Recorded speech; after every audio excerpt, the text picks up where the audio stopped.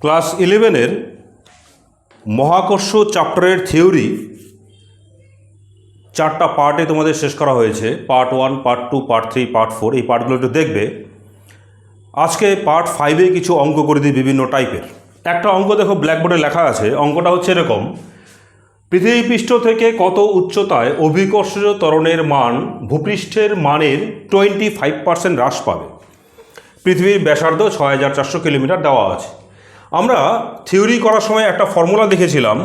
উচ্চতার জন্য জির মানের পরিবর্তনের ফর্মুলায় ছিল, লাস্ট ফর্মুলা ছিল G dash equal to G into 1 minus 2h/r। সেই ফর্মুলাটা করার সময় একটা কন্ডিশন অ্যাপ্লাই করা হয়েছিল। কি কন্ডিশন? কন্ডিশনে বলা হয়েছিল যে এইচের মানটা হবে আর এর চেয়ে অনেকটাই ছোট। এইচের মান যদি আর এর সমতুল্য বা খুব ছোট না হয়, সেক্ষেত্রে কিন্তু আমরা এই ফর্মুলা ইউজ করতে পারবো না, কারণ এই ফর্মুলায় আরও অনেক ঘাত ছিল যেগুলো বাদ দেওয়া হয়েছে। এই অঙ্কটা দেখো বলেছে 25% হ্রাস পেয়ে যাবে। তাহলে হ্রাস পাওয়ার পরিমাণটা কিন্তু অনেকটাই, অর্থাৎ উচ্চতা কিন্তু কম নয়, অনেক বেশি উচ্চতা। সুতরাং এক্ষেত্রে আমরা কিন্তু এই ফর্মুলা দিয়ে অঙ্কটা করতে পারবো না। আমাদের এই ফর্মুলার যে অরিজিনাল ফর্মুলাটা, সেখান থেকে অঙ্কটা শুরু করতে হবে। আমাদের অরিজিনাল ফর্মুলা কি ছিল? অরিজিনাল ফর্মুলা ছিল, আমরা জানি ভূপৃষ্ঠে G equal to G M by R square. H উচ্চতায় জি ড্যাশ ইকুয়াল টু ছিল G M by R plus H তার হোল স্কয়ার। পরিষ্কার? সুতরাং এইখান থেকে আমরা যদি জি বাই জি ড্যাশ বের করে রাখি, কি দাঁড়াবে?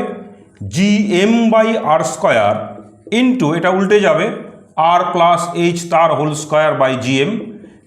জিএম যদি ক্যান্সেল হয়, তাহলে জি ড্যাশ বা G equal to R plus H by একদম আর করে দেই তার হোল স্কয়ার। এটা 1 নাম্বার দিয়ে রাখলাম। আমাদের এই অঙ্কটায় কি বলেছে? এই অঙ্কটায় বলা হয়েছে 25% হ্রাস পায়। তাহলে কি আমরা লিখতে পারি জি ড্যাশ ইকুয়াল টু হবে 75% অফ জি, বা G dash equal to 3/4 of G, বা G by G dash equal to 4/3। এটা 2 নাম্বার।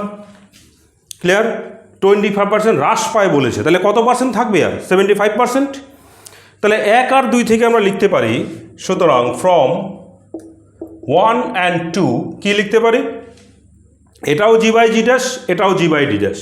তাহলে r by h by r তার whole square equal to 4/3। This implies r by h by R equal to 2/√3। এটার value হয় মোটামুটি 1.155 করে দেখবে। এখান থেকে R plus H equal to 1.155 of R, সুতরাং এইচ হবে 0.155 অফ আর, বা H equal to 0.155 into 6400 kilometre. এটার অ্যান্সার হয় মোটামুটি করে দেখবে 990 কিলোমিটারের মতো। পরিষ্কার অঙ্কটা? আমরা কিন্তু অরিজিনাল ফর্মুলা থেকে শুরু করলাম। কেন? কারণ হ্রাসের পরিমাণটা অনেক বেশি, অর্থাৎ উচ্চতাটাও অনেকটাই ওপরে। আমরা আরেকটা অঙ্ক দেখাই যেখানে হ্রাসের পরিমাণটা খুব কম। দেখো, পরিষ্কার এই অঙ্কটা এমনি? ঠিক আছে, পরে আরেকটা অঙ্ক দেখো।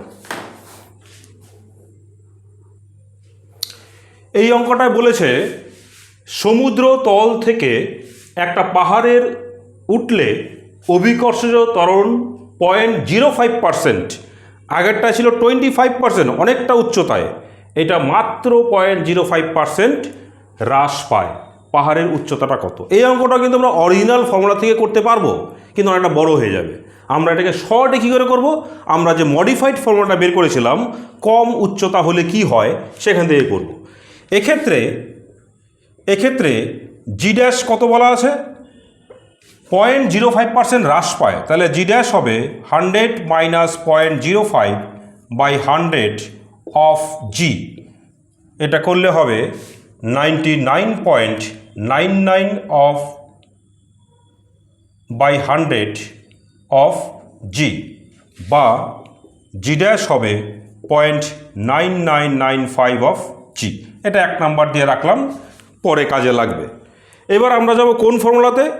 আমরা জানি কম উচ্চতা হলে জি ড্যাশ ইকুয়াল টু হয় জি ইন্টু 1 মাইনাস 2h বাই আর। আমরা এখন এই ফর্মুলা ইউজ করতে পারবো, কেন? খুব কম হ্রাস পেয়েছে, তার মানে উচ্চতাটাও খুব কম। তাহলে জি ড্যাশ কত এখানে?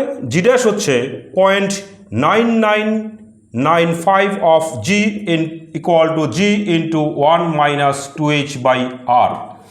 কেটে গেলে দাঁড়াবে 1 minus 2h by R equal to 0.9995। এখান থেকে দাঁড়াবে 2h by R equal to 1 minus 0.9995। This implies 2h by R equal to, বিয়োগ করলে দাঁড়াবে 0.005। তাহলে h হবে 0.0005 ইন্টু 6400 বাই 2। এত কিলোমিটারে ছিল, এখনও তাহলে কিলোমিটারেই রাখলাম এটাকে। এটা কিলোমিটারে করলে দাঁড়াবে দেখবে 1.6 কিলোমিটার, বা h ইকুয়াল টু 1600 মিটার। এই দুটোকে কেন করলাম? একটু বোঝানোর জন্য যে উচ্চতা যদি খুব কম হয় তাহলে আমরা এই ফর্মুলা ইউজ করতে পারবো, উচ্চতা যদি অনেক বেশি হয় তাহলে 1 নম্বরের অঙ্কটার মতন করতে হবে। এই সমস্যা কিন্তু গভীরতার জন্য নেই। গভীরতায় আমরা সবসময়ই G dash equal to 1 minus X by এ আর এই ফর্মুলা দিয়ে করতে পারবো। যাই হোক, এই অঙ্কটাও পরিষ্কার নিশ্চয়ই। আরেকটা দেখো অঙ্ক।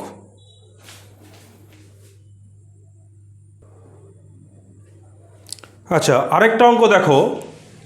চাঁদের ভর ও ব্যাসার্ধ পৃথিবীর ভর ও ব্যাসার্ধের 1/80 ও 1/16 অংশ। কোনো একটা বস্তুকে চন্দ্রপৃষ্ঠ থেকে 14 মিটার পার সেকেন্ড বেগে সোজা উপর দিকে ছুঁড়ে দিলে সেটি কত উচ্চতা পর্যন্ত উঠবে? কোনো একটা বস্তুকে আমরা যদি সোজা ভূপৃষ্ঠ থেকে উপর দিকে ছুঁড়ে দেই তাহলে বস্তুটা কতটা উপরে উঠবে ডিপেন্ড করে কার ওপর? একমাত্রিক গতিতে বহু অঙ্ক করা হয়েছে, ডিপেন্ড করে সেই গ্রহ উপগ্রহ যাই বলি না কেন তার অভিকর্ষজ ত্বরণটার ওপর। এখন চাঁদের অভিকর্ষজ ত্বরণ এখানে কোথাও দেওয়া নেই, তার পরিবর্তে চাঁদের ভর আর ব্যাসার্ধের একটা অংশ বলা আছে পৃথিবীর রেসপেক্টে। তাহলে আমাদের প্রথম কাজ হবে চাঁদের অভিকর্ষজ ত্বরণের মানটাকে বের করে নেওয়া। তাহলে চাঁদের অভিকর্ষজ ত্বরণটা আমরা প্রথমে বের করব। কি করে বের করব? আমরা জানি জির ফর্মুলা কি? পৃথিবীর জির ফর্মুলা হচ্ছে জিএম বাই আর স্কয়ার। এটা হচ্ছে পৃথিবীর জি, ধরলাম শুধু জি। সুতরাং চাঁদে জি ড্যাশ যদি বলি তাহলে g m dash by r dash তার স্কয়ার। এক্ষেত্রে এম ড্যাশটা কত বলা আছে? এম বাই 80, আর আর ড্যাশ আর বাই 16। এটা মনে হয় আর বাই 16, এটা 1/16 ছিল, 1/4, সরি, এটা ছিল 1/4, যাকে 1/4, তাহলে এটা হবে 1/4 তার স্কয়ার। তাহলে জি ড্যাশ দাঁড়াবে G M by R square into 16/80, অর্থাৎ জি ড্যাশ হবে 1/5 অফ জি। কারণ জিএম বাই আর স্কোয়ারটা কত? জি। এই জিএম বাই আর স্কোয়ারের পরিবর্তে কি বসালাম আমরা? জি বসালাম। জির ভ্যালু দেখো ব্র্যাকেটে দেওয়া আছে 9.8। তাহলে এক্ষেত্রে আমরা জি ড্যাশটা কত পাবো? 9.8/5, এটা ভাগ করলে হবে 1.96 মিটার পার সেকেন্ড স্কোয়ার। তাহলে চাঁদের আমরা অভিকর্ষজ ত্বরণের মানটা পেয়ে গেলাম। এখন আমরা মূল অঙ্কটায় যাই, কতটা উঠবে। তাহলে কোনো একটা বস্তু কতটা উঠবে সোজা উপর দিকে ছুঁড়ে দিলে একমাত্রিক গতিতে সেই অঙ্কগুলো করা হয়েছে। যদি চাঁদে বস্তুটি এইচ উচ্চতা ওঠে তবে কি ফর্মুলা ইউজ করবো আমরা জানি v square equal to u square minus 2g dash into h. চাঁদের ক্ষেত্রে ভিটা কত হবে? সর্বোচ্চ উচ্চতা ওঠার পর ভি হবে 0। তাহলে 0² ইকুয়াল টু ইউ কত ছিল? প্রাথমিক বেগ, যার মান কত? 14 মিটার পার সেকেন্ড স্কোয়ার। তাহলে 14² মাইনাস 2g ড্যাশটা কত? 1.96 ইন্টু এইচ। তাহলে এইচ হবে 14 তার স্কোয়ার বাই 2 ইন্টু 1.96। এটা করলে হবে 196 বাই 2 ইন্টু 1.96 এত মিটার, 100, তাহলে 50 মিটার। তাহলে কতটা উঠবে সেই বস্তুটা? 50 মিটার উচ্চতা পর্যন্ত উঠবে। বোঝা গেল অঙ্কটা? তাহলে আমরা চাঁদের প্রথমে পৃথিবীর জির সাপেক্ষে চাঁদের জি বের করলাম, পৃথিবীর জি বসিয়ে চাঁদের জি ড্যাশ বের করলাম। কতটা উঠবে বের করতে গেলে আমরা একমাত্রিক গতিতে জানি, এই ফর্মুলা ইউজ করতে হয়। এখান থেকে আমরা এইচ এর মানটা বের করলাম। বোঝা গেল? ঠিক আছে, আরেকটা দেখো।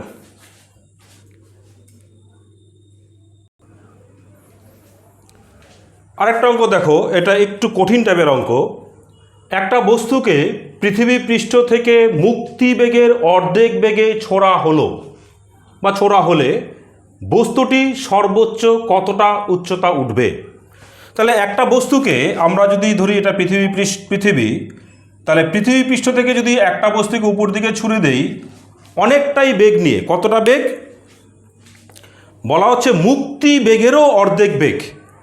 তাহলে সে কতটা উচ্চতা উঠবে? তাহলে আমরা এখানকার ভিটা জানি, আমরা জানি। তাহলে এখন যদি আমরা direct v² equal to u² minus 2gh formula use করি তাহলে অঙ্কটা ভুল হবে। কেন ভুল হবে? কারণ এইখানে ধরলাম পৃথিবী পৃষ্ঠে জির মান জি, স্মল জি, অভিকর্ষণ ত্বরণ জি, কিন্তু অনেকটা উচ্চতা উঠার পর এখানে কি জি আর আগের জি থাকবে? থাকবে না। জির মান কিন্তু অনেকটাই কমে যাবে, আরও উঠলে জির মান আরও কমে যাবে। তাহলে যেহেতু সব জায়গায় জির মান এখানে সমান থাকবে না, তাই আমরা একমাত্রিক গতি ডাইরেক্ট এখানে ইউজ করতে পারবো না। তাহলে আমাদের কী ফর্মুলা ইউজ করতে হবে? আমাদের এখানে শক্তির দিকে যেতে হবে। কীরকম দেখো, প্রথমে কি দেওয়া আছে? এক্ষেত্রে ভি বলা আছে মুক্তিবেগের অর্ধেক। মুক্তিবেগের ফর্মুলা কী ছিল? √2gm/r, এটা ছিল মুক্তিবেগ ফর্মুলা।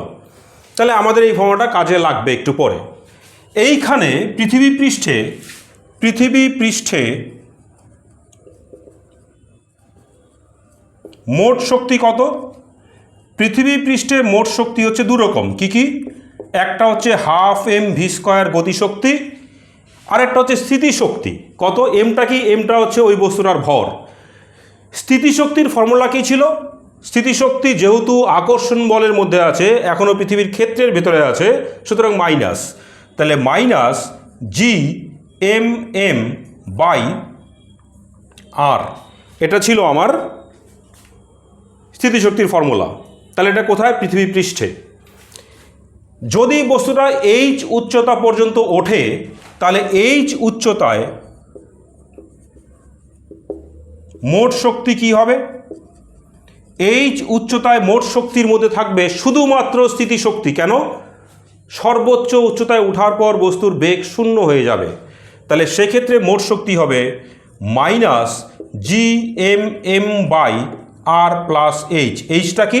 এইচটা হচ্ছে যতটা হাইট সে উঠবে, যে হাইটটা উঠবে সেই হাইটটাকে এইচ ধরা হয়েছে।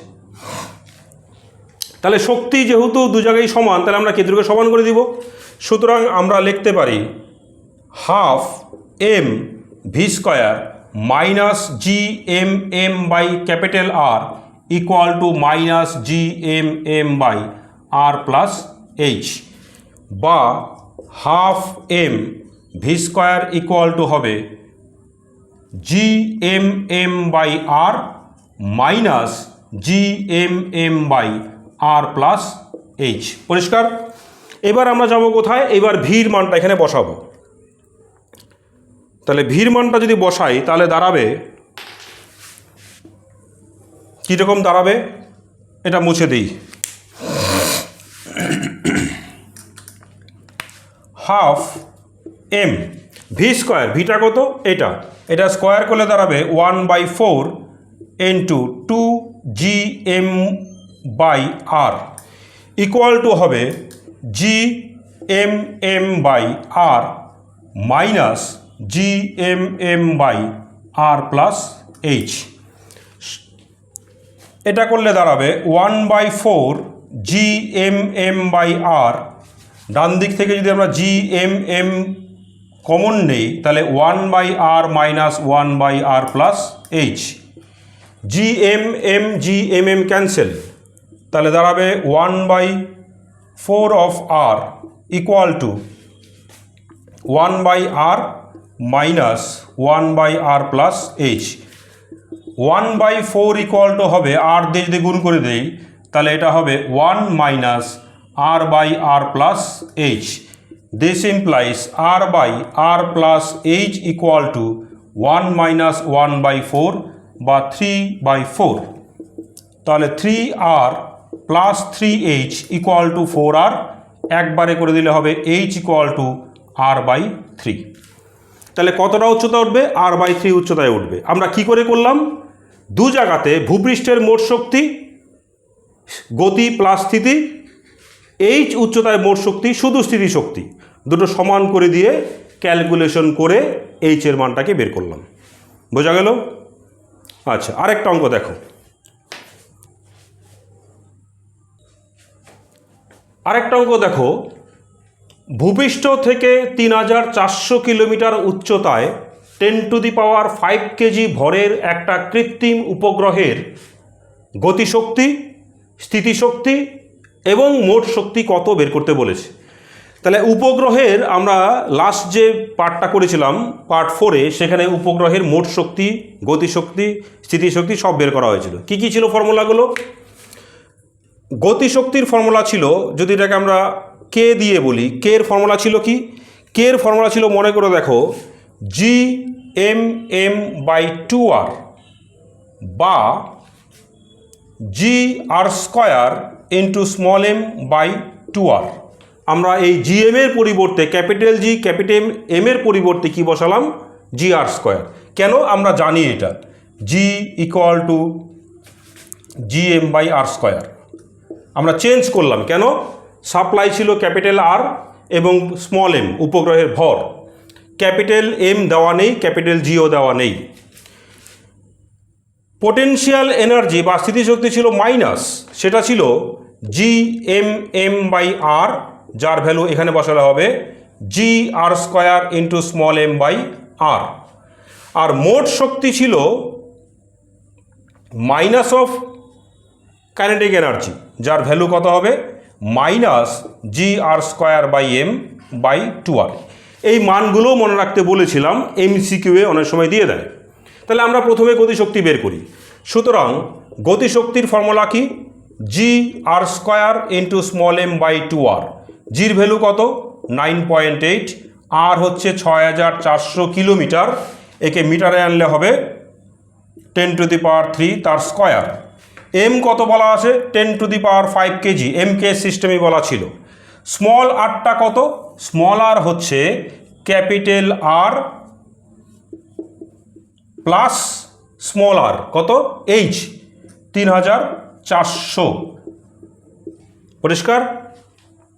এটাকে যদি করি, এর ভ্যালু আসে, দেখবে করে 2.048 ইন্টু 10⁻³ সরি 10⁻12 আসবে, এটা জুল।